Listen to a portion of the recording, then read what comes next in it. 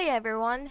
In this video, I will be guiding you on how to import a bank statement in QuickBooks Online so you can quickly match your transactions and keep your records accurate.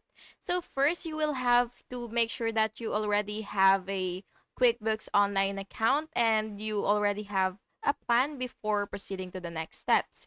So first, after logging into your account, you will just have to go to the Bank Transactions tab on the left menu. So you will be able to find that once you've logged in.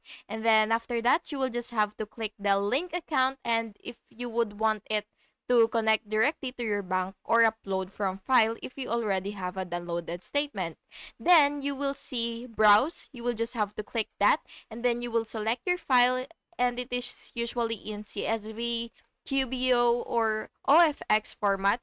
And then after that, you will just have to hit next. Then you will have to choose your bank account in QuickBooks where transactions will go. Then you will select the correct date and format columns if needed.